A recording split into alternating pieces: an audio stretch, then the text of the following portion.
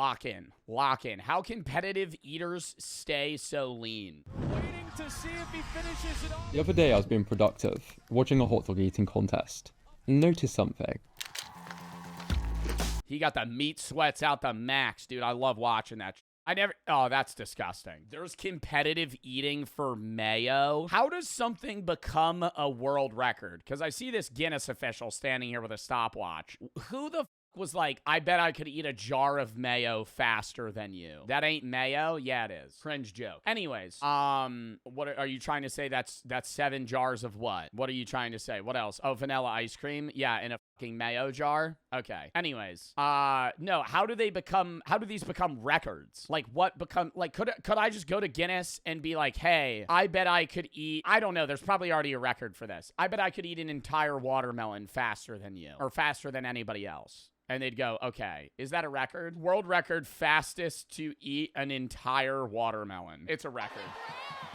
There's a world record. 24-time Guinness World Record eater eats an entire watermelon. Actually, this doesn't look like a record. This looks like it's for a fucking reality show. Oh, they have a Guinness World Record for the most watermelon eaten in 3 minutes. 2,310 grams. How much watermelon is that? All the top eaters are pretty healthy. I mean, just look at the lean faces on the Major League Eating leaderboards. I wanted to find out how somebody who regularly... Well, okay, you want to know my prediction on how they stay so lean? They just don't eat for like 4 days prior. Or they just eat things that expand their stomach, and then they eat a lot. No, actually, I bet they do eat, and then after this, they don't eat for like a day. Or they throw it up. I always assumed they'd throw it up. He eats over 10,000 calories a day. If you throw up, it doesn't count. I'm saying after the fact. I would assume that, like, you think Joey Chestnut eats 75 hot dogs and then just goes and lays down? Dude, imagine that sitting in your stomach. I feel like you need to get your stomach pumped. Like, there's no way. You think he just eats that? I feel like he has to throw it up. And I also don't, do you think he's chewing the hot dog in its entirety? I would assume if Joey Chestnut's throating 75 dogs in 10 minutes, he has to just be biting them into bits and then swallowing them like they're pills, you know? Like, he's not actually consuming that. He's not actually, like, chewing them into a mush. Looks like this. Many speculate about a darker side to the career, but these glizzy gobblers give those of us with scary appetites hope. And again, I don't have like this crazy metabolism of the gods. So how are they doing it? And should we use any of their tactics ourselves? Strangely, almost all competitive eaters. Oh my God, Furious Pete. I haven't watched Furious Pete in fucking forever. Dude, he was like the goat of YouTube. Strangely, almost all... I remember when I was like 10 years old, he made a video about how he had to get one of his balls cut off because he had testicular cancer. And I was like, oh my God. Like, I was genuinely like fucking shell shocked. All competitive eaters have deep backgrounds in health and fitness. Because I didn't know about that. I mean, I knew what cancer was at the time, but I wasn't like actively thinking like, oh, you got to get your nuts chopped off if you get testicular cancer. Matt Stoney studied nutrition. Santel, a registered nutritionist. Neo, a registered nutritionist. Katina eats kilos, a background in bodybuilding. Beard meets food, an impressive fitness background. Love Beard meets food. Oh my God. Top 10 YouTuber. Top 10 YouTuber, dude. Walks into a local joint in the middle of, like, fucking Louisiana. Middle of nowhere. He's like, all right. Okay, that's not his accent. I don't know how to do his accent. You've got a challenge. I'm here for the old heartbreaker. And it'll be, like, fucking 10 cheeseburgers. 10 double patty cheeseburgers. And a fucking gallon milkshake. And it'll just be like, oh, you reckon I could do this in about 30 minutes? And it's not a coincidence.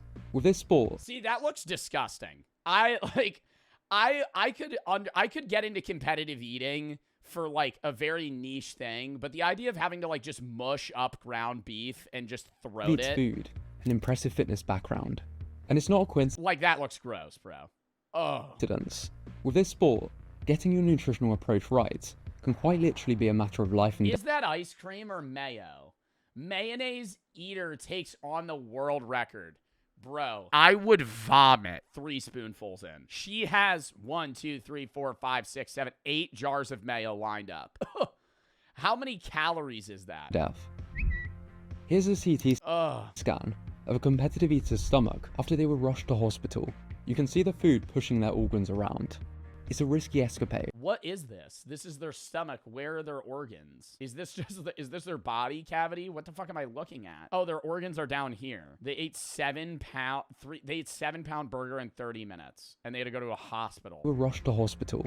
You can see the food pushing their organs around. It's a risky escapade. This is 69 hot dog buns. No way. That's what Joey Chestnut's stomach looks like after he's done. 9 hot dog buns, 69 hot dogs, and over 2 quarts of water. This is what it looks like inside the human body. Surely Dude, and he has to poop that out. no human is able to stomach this without ruptures, right? The rock on which he stands is not a rock. I love how he has like a badass fucking walkout. It's like a blistering summer day, and there's just a bunch of drunk people with hot dog hats, like, just waiting to see like Badlands Chugs rip a gallon of lemonade, and Joey Chestnut just fucking throat dogs for 10 minutes. It is the United States of I kind of want to go to this. When is this and where? When is the Nathan's hot dog contest? It's not tomorrow. Oh, it's the 4th of July. I thought it was a different day. It's the 4th of July. Wow, what an American way to spend the 4th of July. Where is the Nathan's hot dog contest? Coney Island, New York, in New York City. Damn, should I go? America! This is Joey Chestnut. He just devoured 71 hot dogs in under 10 minutes, making him the greatest competitive eater in history. A man of You unhinged think you gotta get tickets? powers, and one of his secrets, maintaining a healthy weight. I do gain weight, and it's a battle. I have to be aware of it, because if I lose track of my long-term calorie intake, I gain weight, then I start losing contests. I hate losing. Coincidentally, this is the ideal body, according to competitive eaters. A short neck, long torso, and wider build. But this doesn't mean fat. The belt of fat There's a biological ideal build for competitive eating. I feel like it would just be big throat, long torso, long torso, more vertical space for food. and wider build. But this doesn't mean fat. The belt of fat theory suggests that belly fat restricts the stomach's abilities to expand, limiting the amount of food the competitive I can't show it on stream, but if you ever want to see some crazy shit, look up the lemonade contest with Badlands Chugs and what's his name? I said this on stream and I always forget his name. Badlands Chugs drips the gallon of lemonade. My editor might be able to throw this in, but blur it. Airsoft Fatty rips half the gallon of lemonade and just starts vomiting all over the table for like 5 minutes straight. He just starts puking on himself. But it's only lemonade. There's no like, it's just liquid. But it makes you realize like, wow, yeah, chugging, the average person trying to chug a gallon of lemonade would go horribly wrong. eater can ingest. Excessive fat gain also limits the contestant's ability to breathe while shoveling food down their gullet. If I wasn't taking care of myself, Damn, I think I could fucking rip Krispy Kreme donuts easily. Or Dunkin' Donuts. How many donuts do you think you could eat in like 5 minutes? Like 9. I think I could eat like 19. You're not eating 19 donuts in 5 minutes. Maybe like 10. I think I could eat more than 10 donuts. But it's just the pacing there is going to be the problem. if I wasn't physically in great shape, then I wouldn't be able to physically compete at a high level. Okay, They really, for the hot dog eating contest, I think it would be really funny. I would say this for regular athletics too. In the Olympics, they should just have an average person, like pull somebody from the crowd and have them line up, right? It would build hype for the event and just have an extra lane in swimming and just have that guy do the event. Like, obviously a selection, you have to clear him so he doesn't fuck with the athletes, but like, he would be like a control. And you would see how slow people are. And then for competitive eating, just get some dude from the crowd and get him to eat hot dogs. The average person's probably eating like 5 hot dogs in 10 minutes. Max. Maybe less. Like 4. so we know that staying somewhat fit is a requirement for elite competitive eating. This doesn't explain how the mukbanger Hungry Fat Chick ended up with off-the-chart obesity, while competitive eaters maintain an ideal weight. Well, because mukbang people are eating a shitload of food every day. And it's always unhealthy. Competitive eaters are eating healthy things to expand their stomach in the lull time, and then close to an event, they begin training heavy amounts of food for the event. What is BMI? Body mass index. It's not a great way of determining how healthy you are, because you could also be like an overweight bodybuilder. You could be like jacked, and it would say you're obese. A better measurement is body fat percentage. But yeah, no, I mean, she's obese. But like, that's, you know. Many believe it's the difference between a slow and a fast metabolism. Competitive eating comment sections are full of people dissatisfied with their slow metabolisms. But according to I hate that shit. People blaming like lack of health off of like slow metabolism.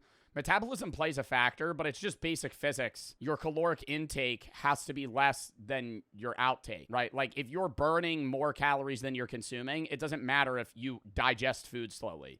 You're not going to be fat. But like if you're eating 5,000 calories a day and you burn 3,000 calories a day, you mean thermodynamics? That's a part of physics, is it not? Isn't thermodynamics looped into physics? Yeah. Physics? You mean thermodynamics? Yeah. Your body burns, the average person burns around 2,000 calories a day, not working out. Like maybe 2,500, depends. But like if you're eating the equivalent of what you're burning, you won't gain weight, you won't lose weight. And if you're somebody that, you could play the metabolism card for like a small factor of weight gain, but if you're like morbidly obese, your metabolism has nothing to do with it. To competitive eaters, their metabolisms aren't anything special. There are so many misconceptions about food challenges and food challengers. One of them is that we've got some magic metabolisms and that we're just able to eat loads of food all of the time. It is not the case. Matt Stoney has an estimated BMR of 1,516 calories per day. Mickey Sudo, 1,223 calories. And Beard Meats Food, 1,623 calories. Yeah, the bigger you are, the more food you need, which is also why it's even harder when you're somebody that's really obese. It's actually, you're eating more and more to stay that fat. Like when you see the videos of like My 600-Pound Life, those people are eating 10,000 calories a day.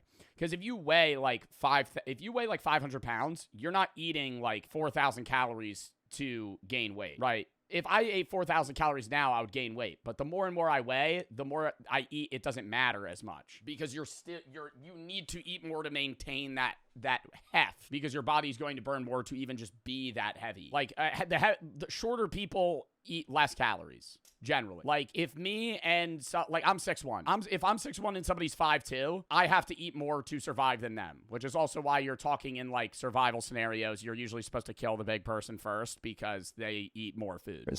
According to studies, two people of the exact same height, weight, age, sex, body composition, and lifestyle could have energy needs that differ by 800 calories per day. This could be the difference between a 1,100 or a 1,900 calorie BMR. Some people are genetically gifted with a faster metabolism, but it's rare, and it doesn't mean they can swallow sausages all day without getting fat. No. Statistically, I think there is a difference, but it's usually microscopic. There's a 68% chance that your actual BMR is within 200 calories of the estimate provided. Yeah, within 400 calories, 95%. And 400 calories is not a lot. Like somebody that's gaining absurd amounts of weight, it's not because your metabolism is like 400 calories behind burning of somebody else. I have a faster metabolism. I burn more calories than probably the average person does. But at the same time, if you ate what I ate, you wouldn't be 240 pounds. You would be my weight. Like I weigh 176 pounds. Like for me to gain weight, regardless of my metabolism, I would have to be eating double what I eat now. Most people are within 200 calories of their estimates. This is why competitive eaters get frustrated with people talking about the metabolism like it's some ancestral curse. All the while, they put a lot of effort into losing fat. Anyway, it does not matter how fast your metabolism is.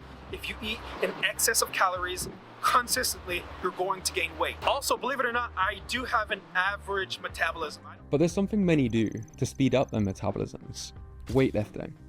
It's estimated that by gaining 10 kilograms of muscle and losing 10 kilograms of fat, your BMR increases by 85 calories per day. Well, weightlifting, but you also need cardio as well. Like weightlifting isn't just the key to losing weight. Weightlifting is just an additive because you're also helping your body turn kind of bad things to muscle. Gaining 10 kilograms of muscle and losing 10 kilograms of fat, your BMR increases by 85 calories per day, giving you an extra 31,000 calories to play with. That's also why it's harder to maintain that level of muscle. Like bodybuilders have to eat more and more to even be that heavy because if they stop, even if they're working out, they're just going to lose that muscle because your body's efficient in trying to keep you alive in a survivability sense.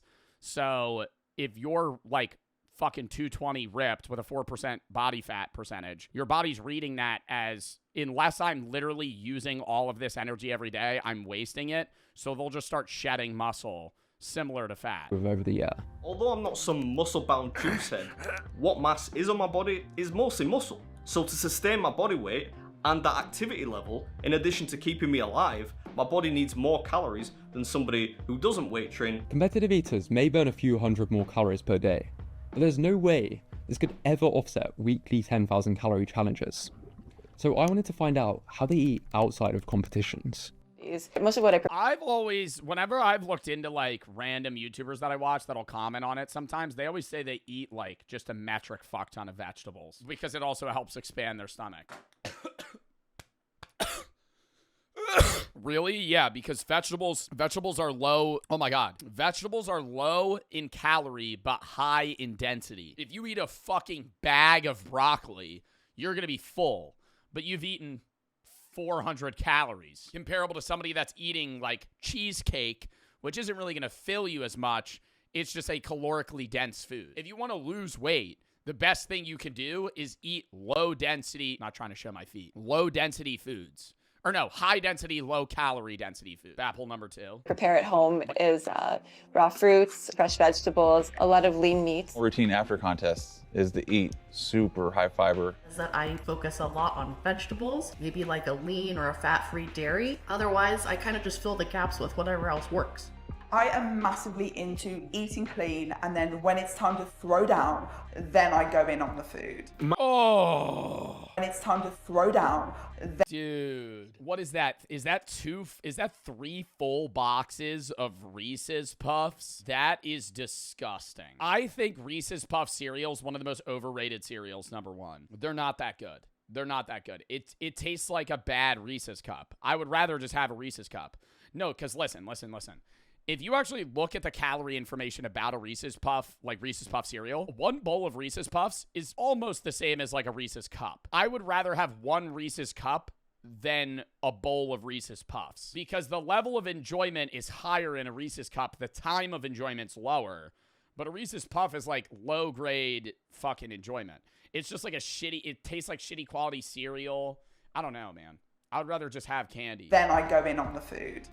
Oh my God, she actually has actual Reese's Cups in there too. You know how much that would spike your heart rate and your blood pressure? That would be like, I feel like I would have a heart attack after that. Then I go in on the food. My daily diet consists of a lot of vegetables, fruits, low-fat protein, but a lot of micro-dense foods, and I, in fact, actually enjoy... Oh, what did I say? Eating like salads and broccoli. Oh! Broccoli, bitch. Yup. Yo, get into making broccoli, chat. I've been eating broccoli way more. I eat broccoli probably 4 days a week. You just oven bake that shit. It's so easy. Gets a little bit of oil. Dude, I'll spray that shit with Pam. I'll just go shh, like a thin coating over all of it. Salt, pepper, garlic powder, maybe like onion powder. Throw that bitch in the oven 425 for 25 minutes. Take it out, crispy. Put it in a Tupperware bin. Easy. It's that simple. I just did it with Brussels sprouts too. Oven bacon vegetables is the easiest thing in the world. Green beans, corn. Healthy eating, great. But how exactly is this helping them lose weight? Butter's terrible for you. I eat a lot of olive oil, which is bad. That's like the one bad thing not the one bad thing. I eat a lot of fucking sugar. I eat a lot of sugar. I eat Uncrustables every day. I think I am getting a little fatter from it too. I'm gaining weight in the stomach region, but I don't care. They're so damn good. Oh, they're so damn good. A fucking raspberry Uncrustable. Say Tupperware. I say Tupperware. I know it's not Tupper, but I say Tupperware. I just say it quickly. Do you like tuna melts? Fuck no. Anyways, I eat a lot of fruit, a lot of sugar. But what was I just saying? I forget what I was saying. Oh my God. We were talking about vegetables. What did I say? Bro's hammered? Yeah, you're hammered? Dude, I'm 1 baffle in. How I'm gaining weight. Before that. Oh God, dude. Yeah, this is the weed brain, man. You're so hammered. Yeah, I like sugar. I said that after. Oven baked broccoli. Yeah, dude, you just got to make vegetables, though. Like, just like a big batch of vegetables. Oh, butter's bad for you. Yeah, no, in New Jersey, I mean, it might be because everybody's an Italian. I don't know for sure. But New Jersey does have the highest density of Italians, and Italians love olive oil. I eat every meal I ever make. Like, every meal prep I have, something's getting olive oil. Always. Extra virgin olive oil. Always. Like, like 3 tablespoons in a thing of chicken. Olive oil's gas. Dude, it just makes everything taste better. Weight. Your body does reflect what you do over 90% of the time, and I am probably a competitive eater 4 days of every month. The average competitive eater doesn't eat like this all the time. In fact, was that a grandma ripping dogs? Most do around 1 challenge per week. The single most important factor, and I can't stress this enough, when it comes to gaining weight or losing weight, is the amount of calories you consume over time. This makes it a simple equation. To maintain my weight, I need to eat roughly 18 to 20,000 calories per week. So if I film a restaurant challenge that's, say, 7,000 calories, I know that throughout the rest of the week, I have 11,000 calories to play with. On their off days, they'll drop their calories to prevent weight gain. To fill their larger than average stomachs with few calories, they volume eat. It lets me eat a large amount of food without having to consume a large amount of calories. Take this example. This is what 1,000 calories of strawberries looks like next to 1,000 calories of donuts. Competitive eaters opt for very high volume foods to stay sane while in a calorie deficit. 2¼ pounds of salad. It's rich in protein, really good macros. Basically, I'm eating this entire meal for roughly 1,000 calories. I'm gonna have a take here. I hate when people makes their own salad. Do what you want to do.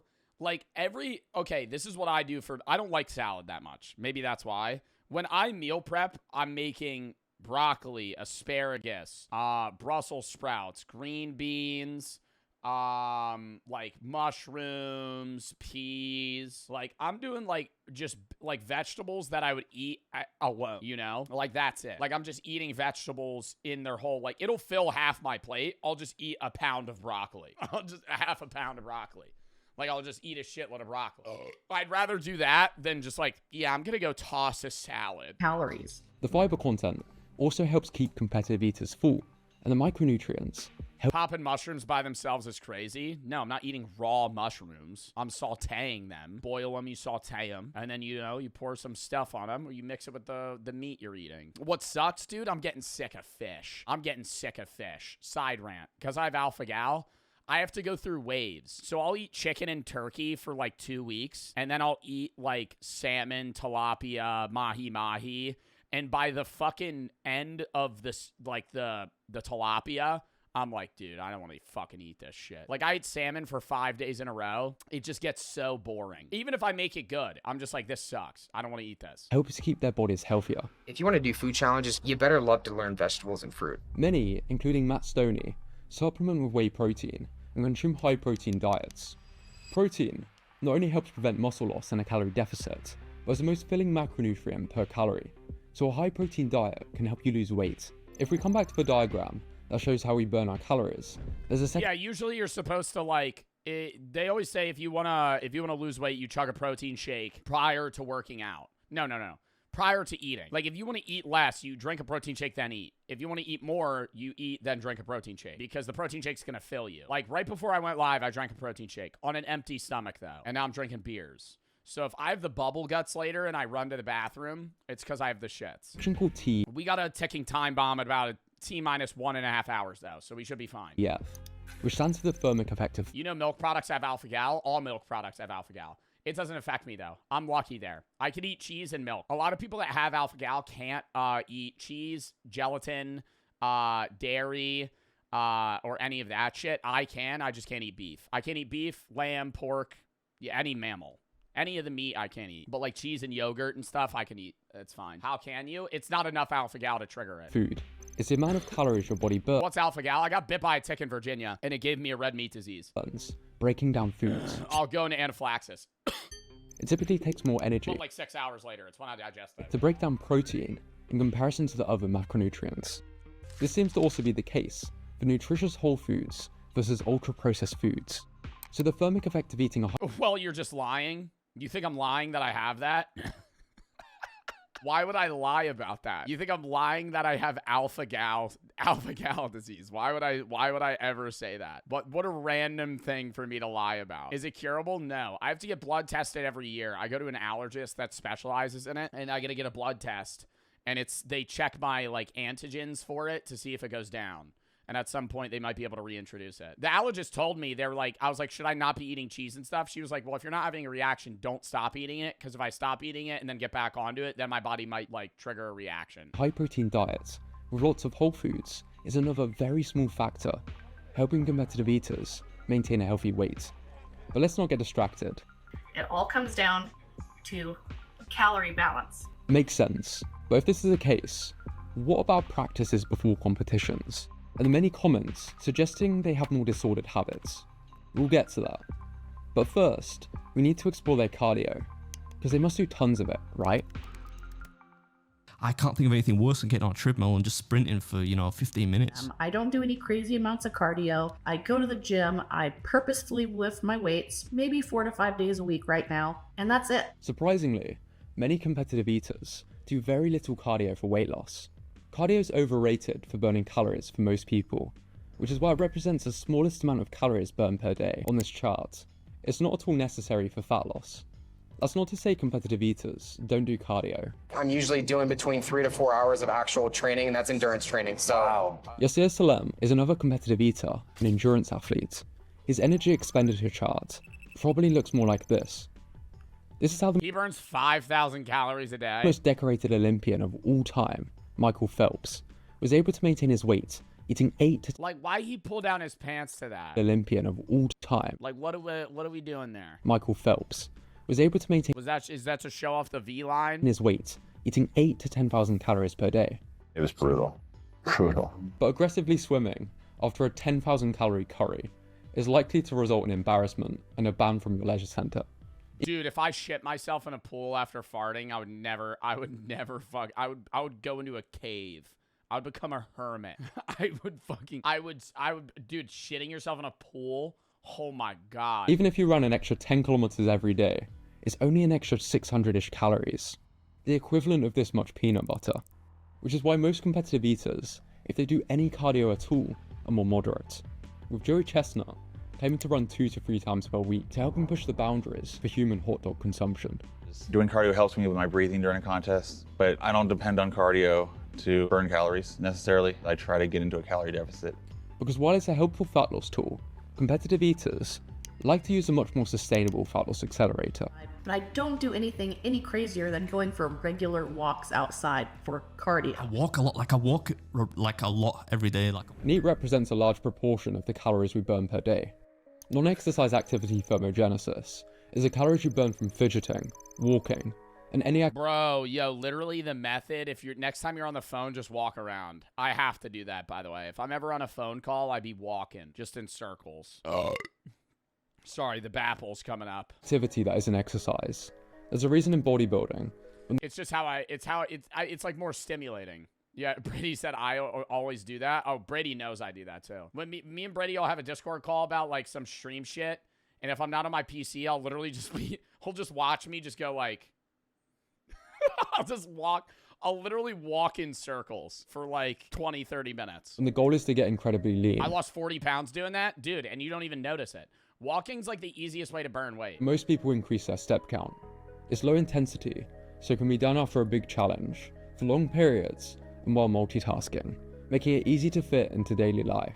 I fucking hate high intensity interval training. That's why I walk for a long time. This is all pretty healthy stuff. So what about all the comments suggesting that competitive eaters are hiding their true weight loss methods from the public? It's me trading on an eating disorder for money, is what the 2024 Nathan's Hot Dog champion, Patrick Bertoletti, admitted to in an interview. It's no surprise why psychiatrists suggest that there's an overlap between competitive eaters and eating disorders, and why so many people in the comment section suspect they all throw up after competitions. He says, I heard you, and basically all competitive eaters make yourself sick after the challenge. I don't even think that would be attuned to an eating disorder. I would say that's more attuned to pain. Like, I wouldn't judge Joey Chestnut for vomiting after eating 75 hot dogs. Like, I'm not like, oh yeah, dude, you're like hiding this from the public. I'd be like, no, you're just fucking not wanting to die. Truth to that.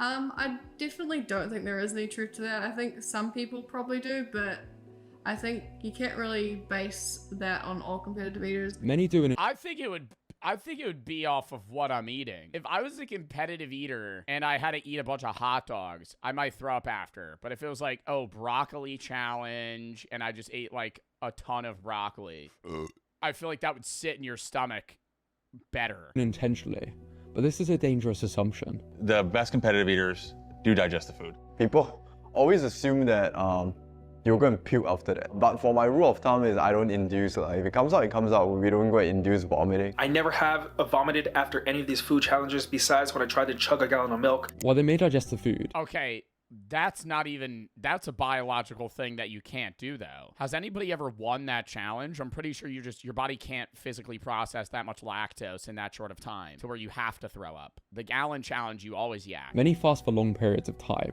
It costs about $40 to do a practice. I'm not eating anything for 2 days leading up to that practice, and then afterwards I'm not eating. I made it. You chugged a gallon of milk in like what is the time frame? Like an hour or 30 minutes? Very much. I'm eating vegetables. This is how they're able to fit a few practice runs in each month, all with the supervision of I think the method for the gallon challenge, if it's an hour, is like chug half the gallon instantly, stomach that, and then at the end of the last hour, finish the rest. Because then you give your body time, and maybe that would help. One of my biggest splurges is my doctor. All the top eaters are pretty healthy. The healthier you are, the harder you can push your body. This is why most competitive eaters try to keep their weight down sustainably, and their approach is clearly effective.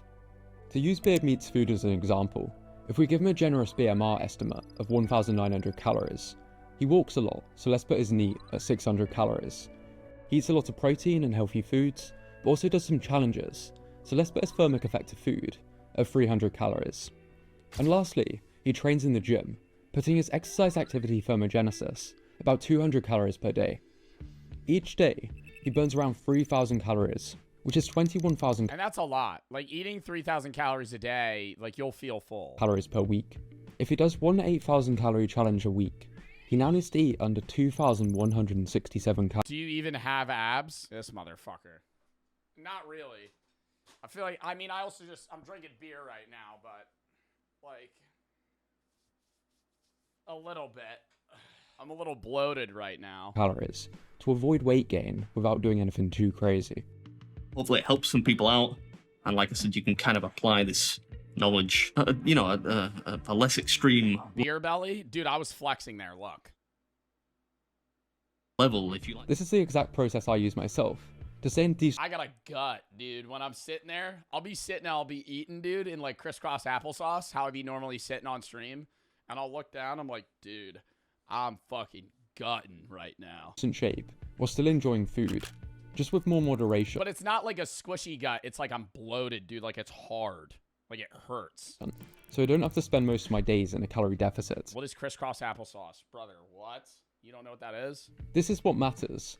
Not whether you're a carnivore, keto, or fruitarian. And it doesn't matter if you can't run, have a slow metabolism, or a rampant appetite. I don't fuck with the keto diet. I like the idea of ketogens in general, but I think okay. And I'm not trying to segue this into a shout out, but I'm also going to shout it out. Kinetic. I'm not going to drink one right now because I'm drinking alcohol. But Kinetic, ketone drinks, right? Because they could help you. Ketones in general could help you, but getting your way to ketosis and kind of forcing your body to only eat like fats and proteins and no carbohydrates is kind of scary because then you might be lacking the nutritional needs that you could get from things that have carbs, like a lot of vegetables and fruits. But ketones in general aren't bad. It's just like the way you get into ketosis is unhealthy, to say the least. But yeah. There's something everyone can do. The point is... What's Kinetic? The drink I'm partnered with? I was drinking them before. Code JOB, wrong way. Code JOB, 15% off. Bunch of drinks, 0 sugar. No caffeine. They have 12 grams of ketones. Supposed to like induce calm, energy, focus. Helps improve brain activity. If competitive eaters can stay in decent shape, you can do so too, while still enjoying the foods you like. If you want to see what happens when a once fit tribal island did the exact opposite of everything in this video, I recommend this video next. Oh, Naru. I think we watched a video about Naru, actually. All right, I gotta piss real quick.